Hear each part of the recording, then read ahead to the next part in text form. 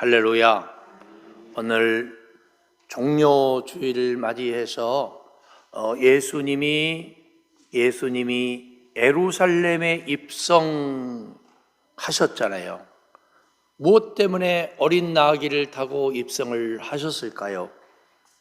많은 사람들은 예수 그리스도가 로마의 압제하에 있던 이스라엘 민족을 엑소더스 할 줄 알았어요. 구출해내고 구원해내서 총칼을 휘둘러서 로마 군인들을 타파하고 유대인들이 벌떼처럼 일어나서 전 세계를 지배할 줄 알고 있었어요. 그래서 육신의 왕으로 오신 예수 그리스도를 호산나 다윗의 자손이여 하면서 환영했던 것입니다. 근데 예수님은 예루살렘에 뭐 때문에 입성하셨을까요? 그분의 목적은 단 하나였습니다. 십자가에 자기 자신이 매달려서 죽어주는 거예요. 유대인들이 그토록 소원했던 자유와 평화와 해방의 메시지는 온데간데 없고, 뜬금없이 예수가 십자가에 달려 죽기 위해서 예루살렘에 입성했다니요. 이 한 주간이 고난 주간이 시작이 됩니다. 소위 많은 사람들은 고난 주간 하면은 금식하며 육식을 자제하며 채소만 먹고 그렇게 기도하며 지내는 주간으로 생각을 하지만, 실상은 고난 주간에는 뭐 하는 날이냐면은 우리가 정신을 바짝 차리고 예수 그리스도의 이 땅에 오심을 성찰하는 주간이에요. 할렐루야. 예수가 무엇 때문에 이 땅에 오셨는지, 그 예수의 쓴 잔을 마시는 것과 고난을 당하신 것과 피 흘려 주신 것과 십자가의 희생을 통해서 온몸으로 예수님은 무엇을 말씀하고자 하셨는지, 오늘 시편 36편 말씀을 통해서 우리는 우리가 당하는 이 일들을 그때마다 다 이해할 수가 없어요. 그러나 한 가지 분명한 것은 하나님의 지혜와 지식의 부요하심입니다. 그리고 그의 사랑하는 자녀를 언제나 주님은 유익하게 하십니다. 어떤 때는 우리가 하나님의 지혜와 지식을 다 이해할 수 없기 때문에 안타깝고 답답할 때가 있는 것이 사실입니다. 하나님이 시뻘겋게 살아계신다면 어떻게 이렇게까지 할 수 있을까 생각하곤 합니다. 그러나 우리 하나님은 졸지도 아니하시고 주무시도 아니하신다고 그랬어요. 이 말의 원래의 뜻은 뭐냐면은, 우리가 자거나 좋은 순간에도 하나님은 한 번도 우리를 외면하지 아니하시고 우리와 항상 함께 하신다, 그 말입니다. 하나님의 생각은 우리의 생각보다 너무 우수해서 비교할 수 없이 놀랍게 역사하십니다. 그래서 시편 42편 말씀에서 시인은 이렇게 노래했어요. 내 영혼이 하나님 곧 생존하시는 하나님을 갈망하나니 내가 어느 때까지 나아가서 하나님 앞에 배울고, 사람들이 종일 나더러 하는 말이 내 하나님이 어디 있느냐 하니 내 눈물이 주야로 내 음식이 되었도다. 내가 전에 성회를 지키는 무리와 동행하여 기쁨과 찬송의 소리를 바라며 저희를 하나님의 집으로 인도하였더니 이제 이 일을 기억하고 내 마음이 상하는도다. 내 영혼아, 내가 어찌하여 낭망하며 어찌하여 내 속에서 불안하여 하는고, 너는 하나님을 바라라. 그 얼굴의 도우심으로 인하여 내가 오히려 찬송하리로다. 할렐루야. 하나님께로부터 예언의 신을 받았다고 해서 우리의 이성적인 판단으로 도저히 이해할 수 없는 일을 그 나름대로 해석하고 예언하는 사람이 있다고 합니다. 그러나 이것은 너무 위험한 일이고 대개의 경우 거짓말일 가능성이 많습니다. 우리가 이 세상을 살아가다 보면 우리의 예측을 불허하는 사태가 일어나서 우리를 당황하게 만들 때가 있어요. 무당집에 들어가자마자 무당이 딱 그 사람의 얼굴 표정이나 관상을 보고 호통을 치잖아요. 호통을 쳐요, 안 쳐요? 호통을 쳐요. 그리고 5,000원짜리, 10,000원짜리 한 장 덜렁 들어가면은, 가지고 들어가면은, 어허!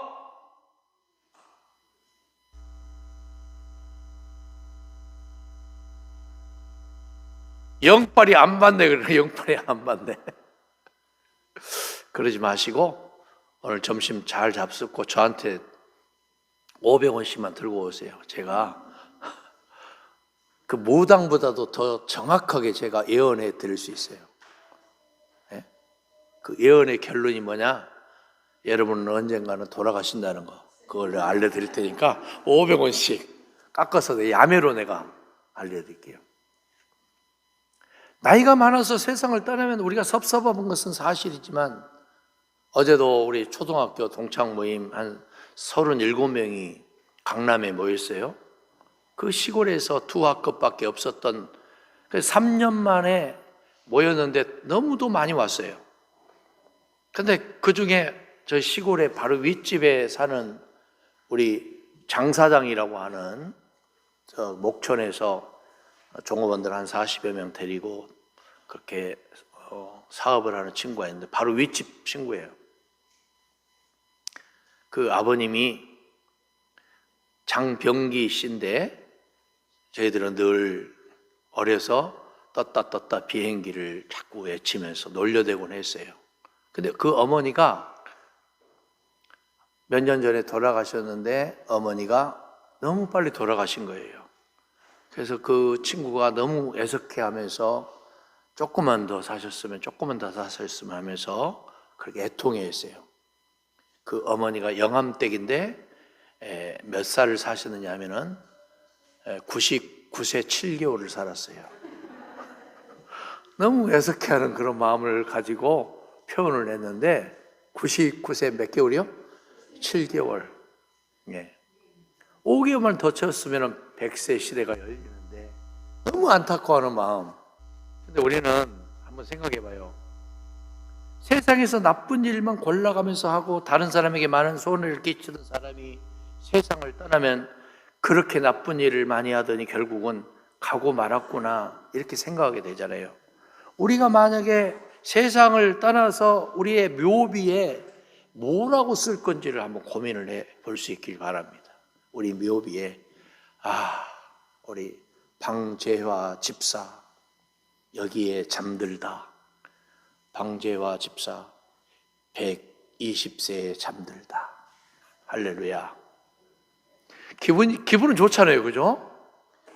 며칠 전에 보령에서 지난 주간에 보령 교육장을 제가 사단법인 한국기독경제인연합회 대표이사로 있기 때문에 시상을 했는데 감사의 표시로 식사를 대접을 했는데 교육장이 이렇게 왔어요. 교육장이.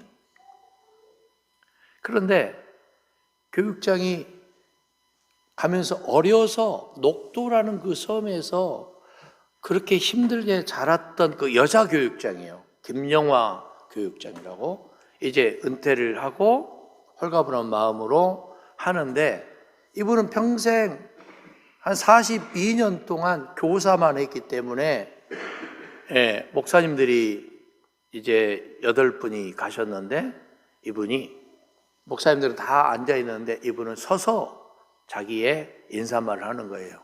제가 그랬어요.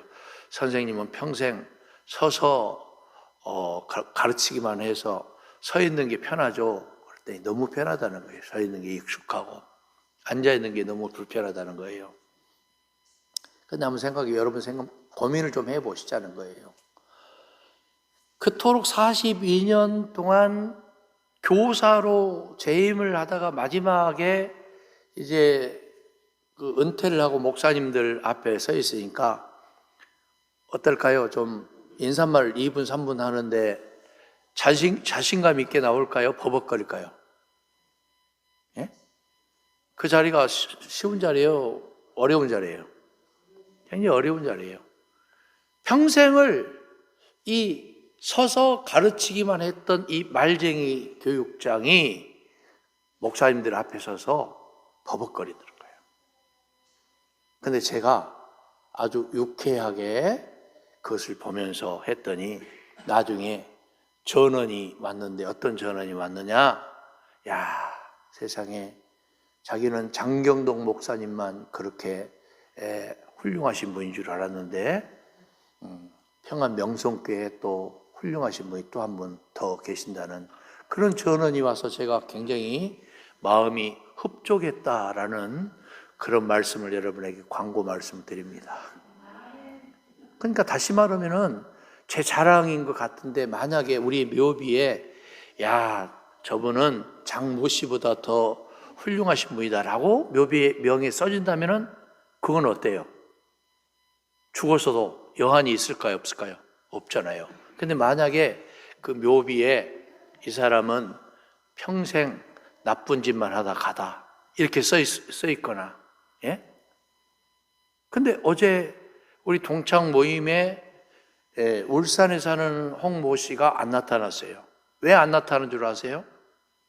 술 한잔 먹고 동영상을 올렸는데 그 승리에 관계된 나쁜 동영상을 자기도 모르게 다른 사람에게 퍼날린다는데 그 올려버린 거예요. 그 당시에는 지우기 기능이 없었잖아요. 근데 어제 저는 처음 알았어요. 그 지우기 단체 톡방에도 지우기 기능이 이제 새로 생겼더라고요. 내가 쓴 거를 지울 수도 있어요. 그러니까 그 여자친구들이 벌떼처럼 일어나서 막 나가버리고 난리가 난 거예요. 그러니까 그 친구가 나타날까요? 못 나타날까요? 동창 모임에 부끄러워서 못 나타나는 거예요. 만약에 그 친구가 지금 죽으면 그 묘비에 뭐라고 쓸까요? 이렇게 쓸 것 같아요. 홍모 씨 나쁜 동영상 올리더니 결국 제대로 잘 갔네 라고 회자될 거 아닙니까? 예? 그래 안 그래요? 우리는 이런 일을 우리 생활 주변에서 종종 겪고 당하게 됩니다. 시련과 고난은 우리에게 다가오지만 그것은 우리 인간의 이해를 전적으로 초월한 것입니다. 오늘 고난이 무엇 때문에 우리에게 유익이 되는가에 대해서 한번 말씀을 통해서 생각할 적에 인생이란 깊이를 알 수 없는 깊은 바다를 지나고 있는 것과 마찬가지예요. 그것이 우리 인생의 여정입니다. 주님의 판단은 큰 바다와 같아요. 제가 지난주간에 갑자기 서울로의 유지재단 사무국장 새로 했다고 전화가 왔는데 갑자기 세금을 1650만 원을 내라는 세금을 제가 그 얘기 듣고 제가 야 이거 어떻게 해야 되나 이거 고민이 굉장히 많았어요 사실은. 그래서 제가 우리 정장로님한테 전화를 했어요. 이거 큰일 났다 이거 어떻게 해야 되나. 물론 뭐 해결이 됐습니다마는 갑자기 사람이 당하게 되면은 어떨까요? 그런 일을 당하게 되면은 당황해요, 당황하지 않아요? 당황해요. 근데 어떠한 고난이라는 놈이 갑자기 우리 앞에 발등에 불이 되어 떨어졌을 적에 우리는 대처할 능력이 없을 적에 뭐 할 수밖에 없는 거예요. 주님 앞에 천부의 의지 없어서 손 들고 옵니다라고 항복할 수밖에 없는 거예요. 지금까지는 내가 어떻게 일구고 내가 어떻게 모으고 내가 어떻게 일을 하고 내가 어떻게 하고 나라는 존재가 우선순위가 되어서 내가 어떻게 뭘 일궜다라고 생각을 했고 내가 이루었다고 생각했는데 내 힘으로 도대체 아무것도 할 수 없는 일이 막상 우리 앞에 서 있을 적에 어떻게 할까요? 어떻게 해야 돼요? 우리 예 집사님에게 카톡을 받았어요. 근데 카톡 내용이 뭐냐면은 그 목사님과 성도의 그 대화 가운데에 그런 얘기가 있어요.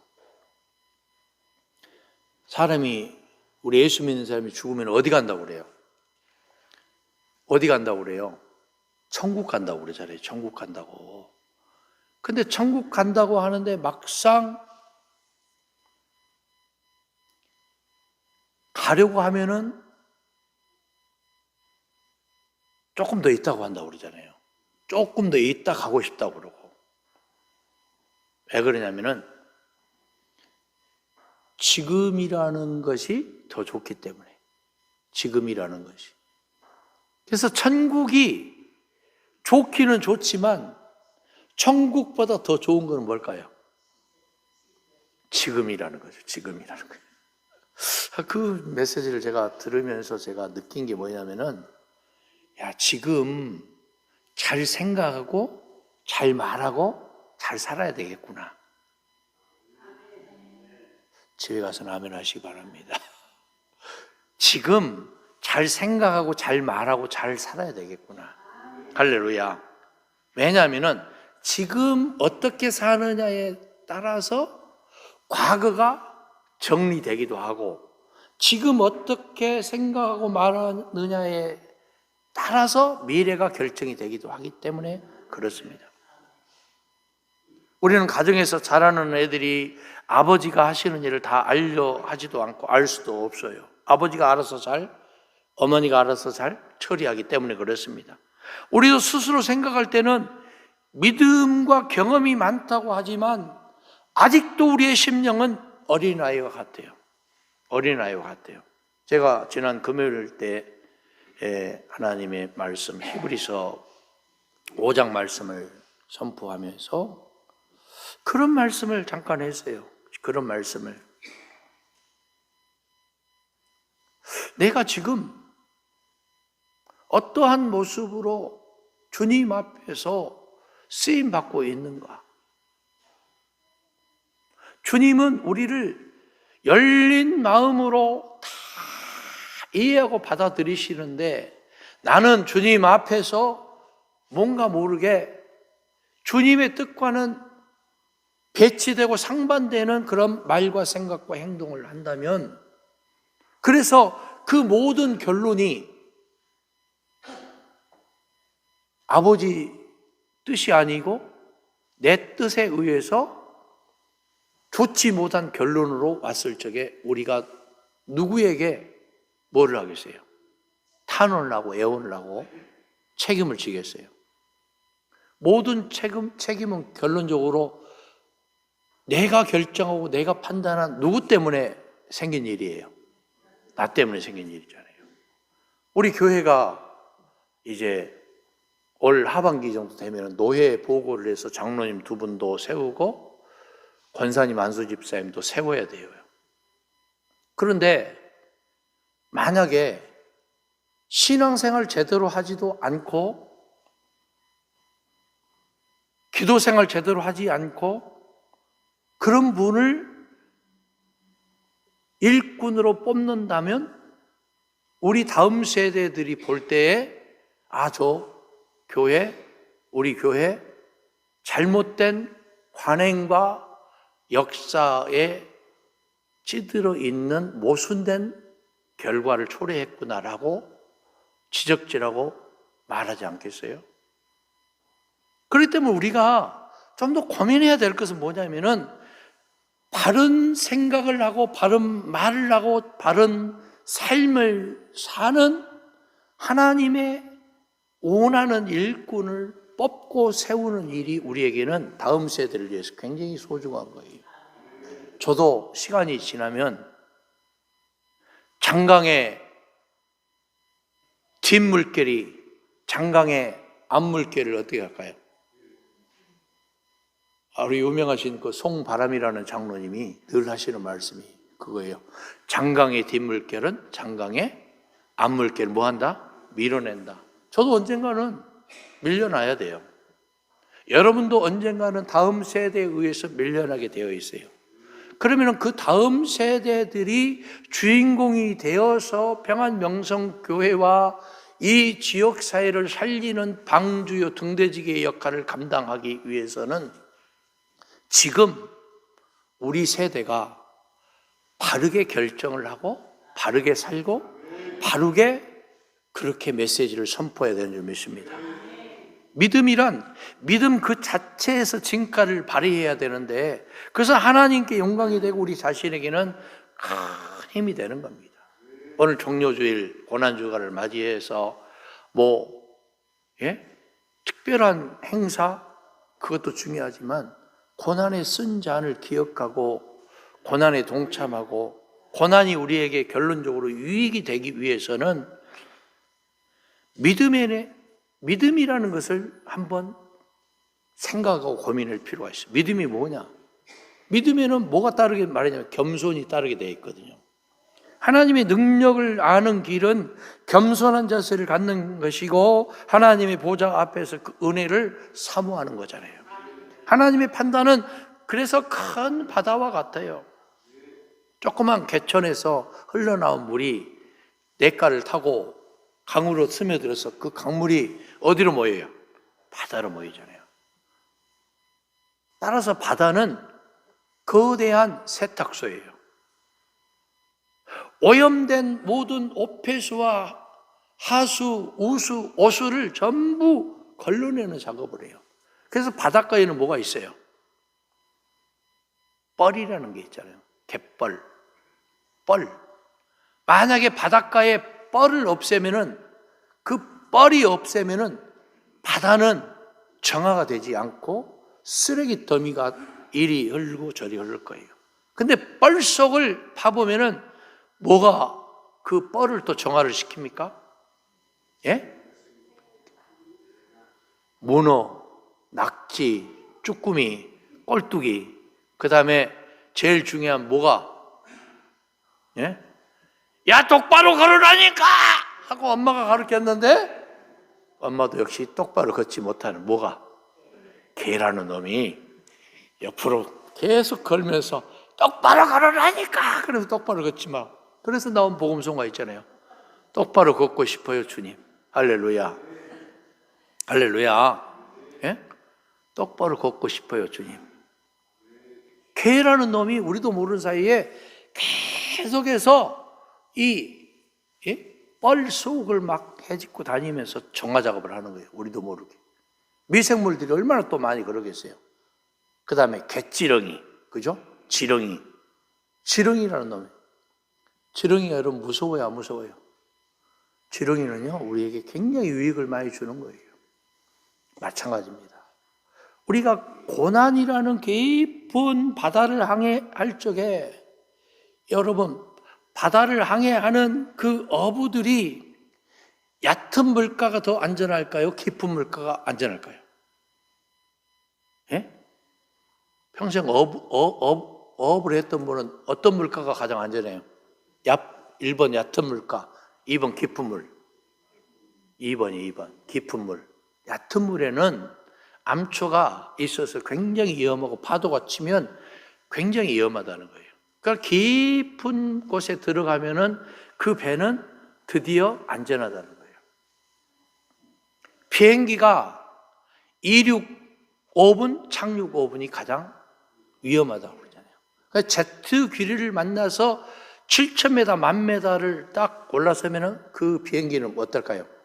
안전하다는 거예요. 마찬가지입니다. 우리가 고난의 바다 속으로 빠져 들어갔을 적에는 주님 예수 그리스도에게 우리의 인생을 전적으로 맡겨버리면 우리는 안전합니다. 그래서 나온 찬송가 있잖아요. 큰 물결이 설레는 어둠 바다. 나 두려움 없네? 두려움 없도다. 할렐루야. 우리가 고난 중에 낮아지면 교만해질 염려가 없어요. 주 예수 그리스도 안에서 겸손해지면 유혹의 물결을 이겨낼 수가 있습니다. 천국을 향한 조용한 바다는 영혼으로 하여금 항상 하나님의 말씀을 경청하라는 것을 알려주는 표시입니다. 모든 일이 번성하고 복잡할 때는 주님의 말씀을 조용히 들을 수 있는 기회가 없어요. 그래서 우리 평화명석교회 교인들은 한 번씩 반제리 토부 동산에 올라가셔서 뒤에 등산도 좀 하고 예배당에서 묵상도 좀 하면서 또 가족끼리 고기도 꺼먹고 그러면서 한번 우리 스스로를 성찰해 볼 필요가 있어요. 저는 한 번씩 올라가요. 근데 요즘에 마음이 좀 여유가 없어서 그런지 자주 못 가지만 한번 우리는 주님 예수 그리스도가 이 모든 세상 만물을 창조하여 주신 동산에 서서 주님을 생각을 해요. 주님을 생각. 말씀에 깊이 있는 바다에 빠져보고, 사실 사람들이 성공할 때의 모든 일이 마음의 생각대로 되어 나갈 때, 기도가 응답될 때, 그때가 가장 행복할 때인 것 같지만 그때가 가장 위험할 때예요. 기도가 응답이 되고 잘 나가고 막 평안하고 그럴 때, 그때가 가장 위험할 때다 그 말이에요. 많은 재산이 영적인 생활을 방해할 수도 있습니다. 사람은 약하기 때문에 돈이 좀 있으면 우쭐대기 쉽고 교만하기 쉽잖아요. 세속화되기 쉽기 때문에 이것이 두려운 것입니다. 사람이 부자가 되면 그 재물이 자기를 떠날 때가 있다는 것을 전혀 생각지 않는데 문제가 있습니다. 재물이란 돌고 돌다가 제 갈 길을 가게 마련입니다. 사람은 재물의 여유가 생기면 그래서 자제를 잘못해요. 그래서 방종에 빠지기 쉽습니다. 우리는 고난의 깊은 바다에 빠져들어 예수 그리스도 품 안에 안길 수 있길 바랍니다. 고난의 깊은 바다 속에는 뭐가 있냐면 금은 보화가 있어요. 깊은 바다에 무엇이 있는지 알 수가 없어요. 그 깊은 바다 속에 하나님의 심오한 진리가 담겨져 있습니다. 사랑과 믿음과 보화가 거기에 있어요. 그래서 다윗은 지극히 인자하고 인자함 중에서 주께서 내게 시련을 주셨도다 그렇게 말했습니다. 하나님께서는 믿음의 부하가 크면 클수록 그것을 얻기 위해서 큰 시련을 주시는 겁니다. 내 힘으로 자꾸 무엇을 일구고 헤쳐나가려고 자꾸 발버둥하지 마셔요. 그럴수록 더 얽히고 설키고 꼬여요. 실타래가 엉켜 있으면 젊은 사람이 잘 풀어요? 할머니들이 잘 풀어요? 성질이 급한 사람이 잘 풀어요? 노인 성질이 느긋한 분이 잘 풀어요? 느긋한 어르신이 잘 풀잖아요. 돋보기 쓰고 침 묻혀가면서 해가면서 그 성질 급하다고 막 쭉쭉 뽑으면요 그 실타래 다 망가뜨려서 아이고 이거 뭐 몇천 원 안 하는데 이거 다시 사면 되지.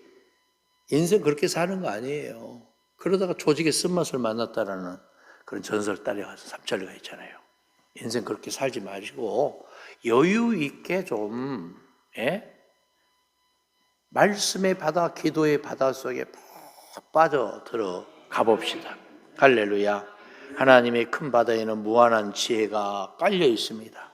고난의 성격을 잘 이해만 하기만 하면 세상 창조에서 보여주는 바다와 같은 풍성한 하나님의 지혜를 얻을 수도 있습니다. 오늘 말씀을 생각하면서 우리가 당하는 고난이 너무 커서 감당하기 어렵습니까? 그러나 고난으로 끝이 나는 것이 아니고 고난이 너에게 유익이라는, 고난이 너에게 유익이고 고난을 통해서 금은 부활을 발견하고 주님께 더 가까이 나아가고 무거운 짐을 들려면 그것을 들 만한 힘이 필요하듯이 우리 고난이 크면 클수록 그 큰 고난으로 이길 수 있는 믿음을 주시는, 그래서 고난을 극복하는 일은 우리의 힘으로 되는 것이 아니고 성령께서 우리로 하여금 그와 같은 일을 하게 하신다는 큰 꿈을 가진 사람일수록 촘촘하게 작은 일에 최선의 경주를 다하고 시간을 할애해서 뭔가 큰 입체적인 시각을 갖는 여유로운 자세를 가지고 어르신들이 여유롭게 실타래를 하나씩 풀듯이 뭔가 조바심 있게 한 계단 한 계단씩 주 예수 그리스도와 함께 동행하는 여러분 될 수 있기를, 그래서 우리에게 고난이 유익이 될 수 있기를 기도하겠습니다. 주님 은혜를 감사합니다.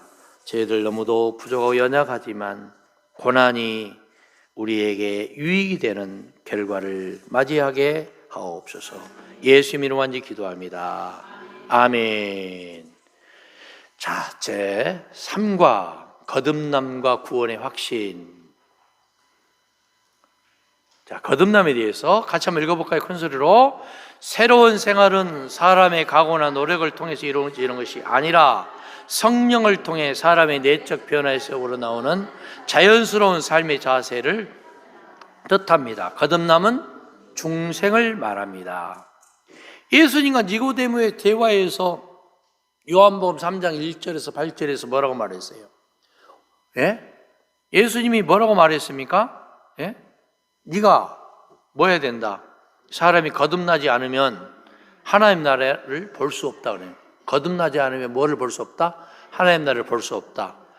그러니까 그 유대인의 관원인 니고데모가 그 똑똑한 사람이 어떻게 어머니 뱃속에 들어갔다가 다시 날 수 있습니까? 예? 그렇게 말하니까 주님이 뭐라고 말했어요? 육으로 난 것은 육이요 영이 아니다. 영으로 난 것은 영이다. 내가 너로 거듭나야 하겠다는 말을 놀랍게 여기지 말아라. 바람이 임의로 불매 그 소리는 들어도 어디서 와서 어디로 가는지 알지 못하나니 성령으로 난 사람도 다 이러하다. 그 말이 무슨 말이냐면은 성령으로 난 사람은 눈에 보이지를 않지만 가시적이고, 예? 손으로 만져지고 눈으로 보여지고 귀로 들어지고 피부로 접해지는 것이 아니다 그 말이에요. 성령으로 난 사람은 영은 뭐예요? 과거, 현재, 미래를 초월하잖아요. 시간, 장소, 공간도 초월하잖아요.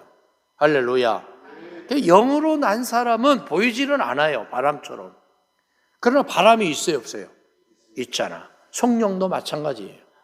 성령으로 거듭난 사람은 육신적인 모든 것의 귀결이 뭐냐면은, 근데 우리가 착각하기 쉬워요.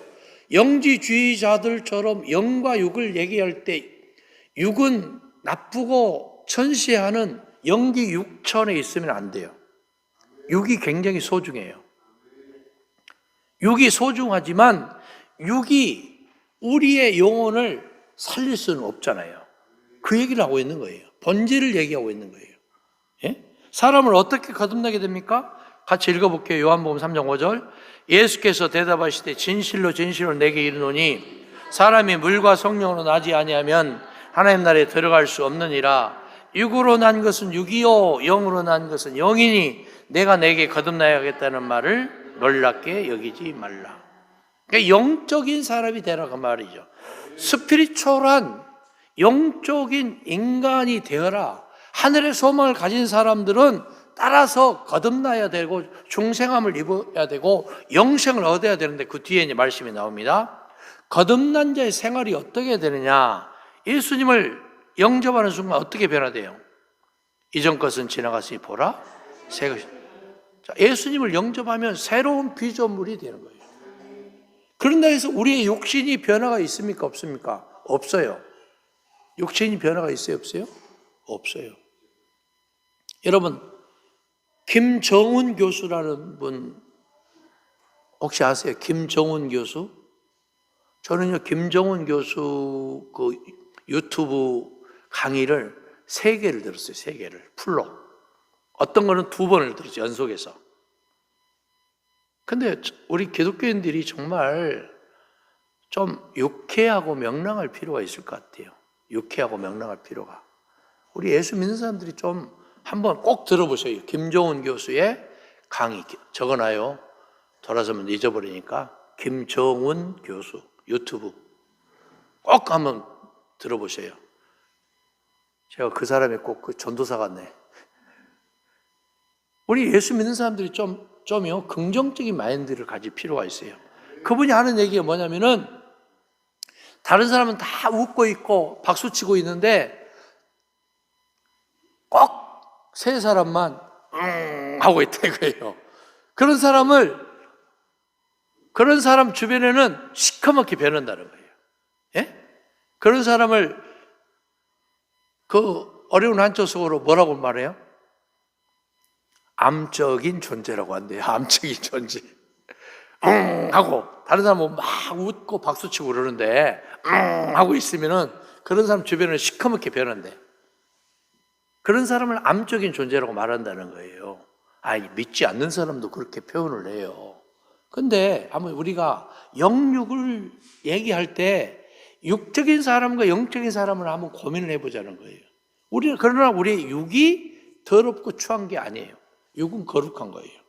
그러니까 영적인 사람은 뭐냐면은 거듭난 사람, 중생함을 얻은 사람, 하늘의 소망을 가진 사람인데, 자, 구원의 확실의 근거는 뭐냐? 요한 1서 5장 13절 시작. 내가 하나님의 아들의 이름을 믿는 너희에게 이것을 쓰는 것은 너희로 하여금 너희에게 영생이 있음을 알게 하려 함이라. 또 증거는 이것이니 하나님이 우리에게 영생을 주신 것과 이 생명이 그의 아들 안에 있는 그것이니라. 아들이 있는 자에게는 생명이 있고 아들이 없는 자에게는 생명이 없는. 아들이 누구예요? 하나님 당신이고 보혜사 성령이신 예수 그리스도잖아요. 히브리적인 사고는 뭐냐면은 아들은 신의 영역에 있어서만큼은 아들은 곧 누구예요? 아버지고, 아버지는 누구예요? 아들이에요. 신의 영역에 있어서. 예수는 누구고? 하나님이고, 하나님은 누구예요? 예수인 거예요. 자, 굉장히 중요한 말씀이 요한복음 5장 24절. 내가 진실로 진실로 너희에게 이르노니 내 말을 듣고 또 나 보내신 이를 믿는 자는 영생을 얻었고 심판에 이르지 아니하나니 사망에서 생명으로 옮긴다. 요한계시록에 나와 있는 말씀처럼 심판 너무 걱정하지 마세요. 이미 우리는 뭘 받았어요? 심판을 받아버렸어요. 어떤 심판? 의의 심판, 생명의 심판, 영생의 심판, 하나님 나라로 가는 심판. 할렐루야, 할렐루야. 따라서 우리 두려워하지 마요. 강하고 담대하게 사는데 이제는 예수 그리스도 안에 말하고 생각하고 행동하는 것이 굉장히 중요하다 그 말이에요. 생각해봐요. 종교인은 있고 그리스도인이 없다면 어떻게 되겠어요? 예수 안에 있느냐 없느냐예요. 그 기라상 같은 교주들 보세요. 잘못 판단하고 생각해서 추락하는 것은 날개가 있어요 없어요? 추락하는 건 날개가 없죠. 곤두박질 치는 거예요. 우리 예수 믿는 사람은요, 독수리의 날개치며 올라갔던 뭐가 있어요? 비상하는 나래가 있잖아요. 나래가. 여러분에는 뭐가 있다? 나래가 있어. 날개가 있어요. 예? 독수리가 내려갈 때는 날개를 이렇게 하고 내려갑니까? 이렇게 뒤로 하고 쫙 내려가죠. 이렇게 하고 다리도 쫙 펴고. 올라갈 때는 어떻게 올라가요? 어떻게? 벌벌 올라가잖아. 벌벌.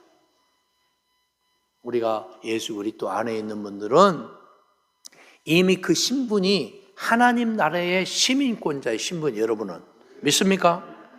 여러분은 하나님 나라의 시민권자답게 말하고 생각하고 행동하는 것이 예수 그리스도 안에서 그렇게 살아야 돼요. 믿습니까? 그리고 제가 설교 시간에 중간에 말씀드렸다시피 우리는 차세대의 귀감이 될 만한 일꾼으로 그렇게 신앙생활을 해야 돼요. 차세대의 귀감이 될 만한.